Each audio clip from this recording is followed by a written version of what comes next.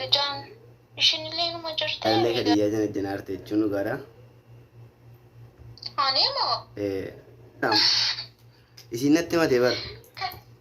Deebitee jaallee hojii ajjantii boonii illee.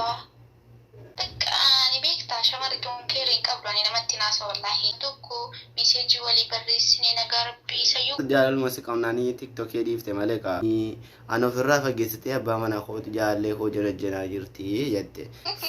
Maa? Ani waan kana nutti. Laa angara eenyuun gora gara siimu gara keen gora. Ani ishitti ani bula ati immoo natti aantee bulta.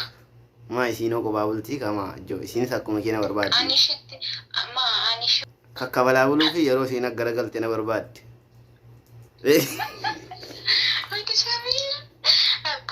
Gizma hunda waa wayna qoccaa. Ati dhugaa rabbii laa namni tokko nu biran jiru boonii yoo kun nagaruma isa gaafadha. Dhugaa rabbii ati dhugaa dhuun rabbii durbu. Amanamaa dho akkamitti na amansiisuu dandeessa ree akkan si shakkini. Inti durbummaa koo barbaaddaati.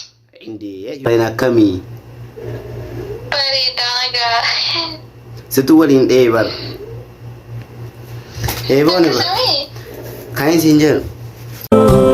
الله مرضونا يسفنها دين الإسلام وينمنها يا مولا وإسلام مولو يا هنا يا مسوات تكفلوا باتنا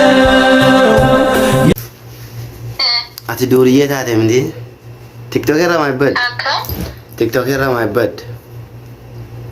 TikTok irra baru manjir baru samir lini wanin kusin berangau mali wan follow ko abdanif.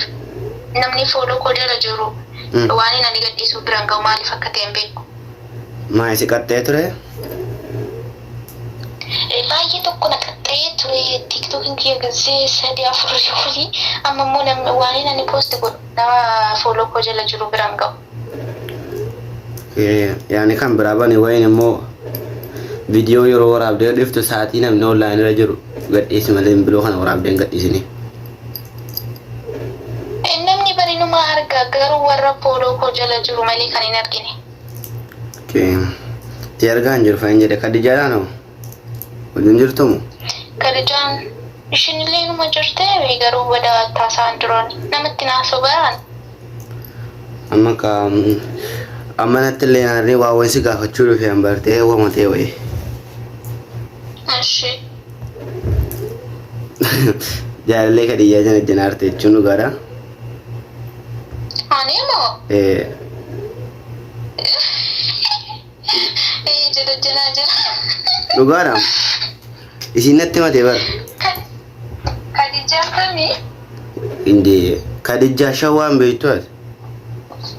Hiriyaati yamoo? Godanya kee naannaa isaan jirtu kunoo naan loltee jirti yaani akka eegasii naa dawalaan jirtu naanis taphataan jirtu na jala deebitee jaallee hojii ajjantii boonii jetti. Wallahi samiraani nama takkatti haasaan jiru beektaa namoottu naas ta'anii ani beektaa shamarri tuun keerii qabdu ani namatti naasa wallahi malee ani mucaashiyyuu guyyaa tokko meseejii walii barreessinee nagaa rabbii isayyuu koppi godhee ergeefishidha. Ani malee tiyyuu deebi'ee taaseetuun beekate. Ma isa barreessite gubdee kan biraa koppi gootee erguun dandeessaa inni wasaanii miti. Ati maaliif jaallee isaati naasore? Maa dhugaadha wallahi. Ati jaallee isaati maaf haasoreeti ati awwaluma si jammaruun. Maarra koo qabaree kuni anuu tatakabate mitti dubbachuuf yaani amma kana adii koo jalayyuu isaa baasuu fedha hin taane. Yaani ati akkamitti jaalallee namaa eettee goddanyaa keeti akkamitti jaalallee goddanyaa keeti jala duddubaan ittiin haasofta waan goroppii darbee ati siluma. Ittiin haasofne nagaa rabbii bichaa gaafadheeni maali taasise? Yaani jaalallee ittiin haasofta isiidhaan immoo hin haasoftu yaani kanuma keessa kan caamiira keessa galchitanii itti dalaggee jirti. Kuni barkaata bara ramadaanan dura moo akkasii barkaan inni sattaasee malee amma taaseetuun beeku wallahi. Esi shamarran kun hin danda'amtan siinaa tokko baafna ati sin jala jechuudha. Nama takkatti naasoo hin danda'an maaliin qabu jedhanii Samir ani abbaan mana ishee caalee kan inni taasisuu ta'ee ishee dhafuun goonaf naa taa'amoo dura isaan walii aggaani. Isiidhaaf warqiidha ka abbaan manaa si akkasiin jedhanatti isiidhaaf warqiidha gartee yoo si maaltu ise isiidha ammoo waan jaallatite waan yaani ati ittiin haasa'an jirtu kasiidhaan ati ittiin haasa'an jirtu abbaa manaa sitiin jaallee ittiin haasa'u. Abbaa manaa ishee taasisaa jira jechuudhaan. Maatis kanaaf TikTok irraa baddeemanii toliif TikTok irraa baddeema. Ani TikTok irraa waan jiraan illee waraabuun anjibbee malee ani waan hundaa miidhisee bakka ani kan rabbi kiyyaa naa wayyaasee ol bahiyyuun maal na faayidaa naa qaba.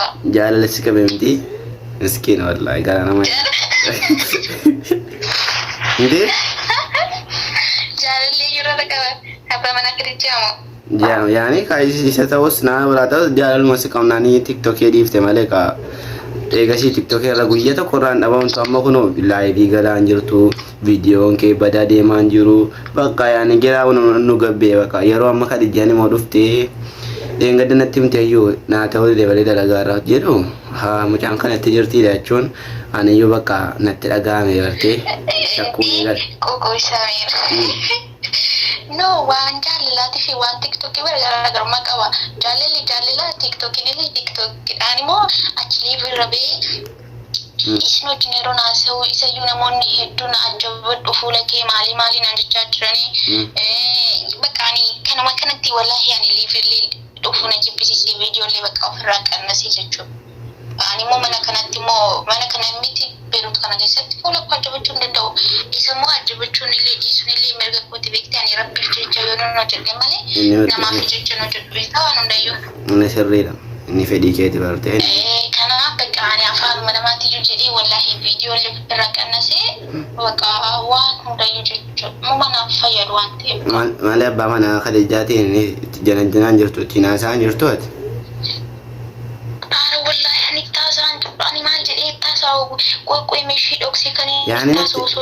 yaani la dhageela yaani anaan qaatan anaa sa'u dhiiftee jette la dhagee anaan qaataa sa'u dhiiftee garuu isaa hinaa softi booniyyeeni an ofirraa fageessitee abbaa manaa kooti jaallee koo janajjanaa jirti jette bartee boona ittiin haasoftan naa hin jedheen. Ishiitti illee haasa'u dhiiseera jedhe. Namni kun wallaahi dubartiin kun yoo walitti yoo walii bakka akka malee yoo guddinyaa taate waa'ee namaaf walitti maktee haasa'u jira. Waan hin taane jechuudha. Arrabni keenya kun nama nu keessa beektee kanaaf wallaahi dubartii dhumayyuu hiriyaan qabu. Bakka zimbiloo viidiyoo dhuma tokko daawwadha malee ani si jammar kadijjaan biroo obboleetti yaani ishiin waan meeqa jechuun qaamaniillee wal bira jiraachuu baane nama waa meeqa waliin haasee nama waa meeqa waliin dubbatedha. Ana kamitti waan akkanaa yaada inni naa fuudhuudhaaf moo way jireenya sii jibbuufanii kan inni waan akkanaa dalagu. Maalaan beekaa akka khalaas dhageetti amma waan ta'etti miyanii abbaa manaa keetti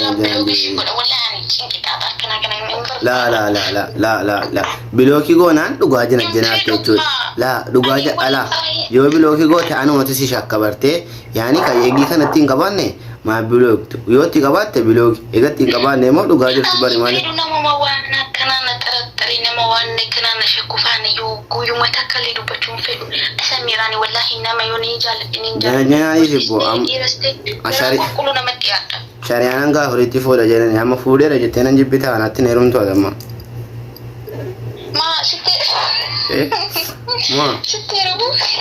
Maa rakkoo qaba maan gaafuritti mutawwaa waan taateef jaartiin koollee baay'ee si jaallattiin jettu hin ayyaamti ati isheenna.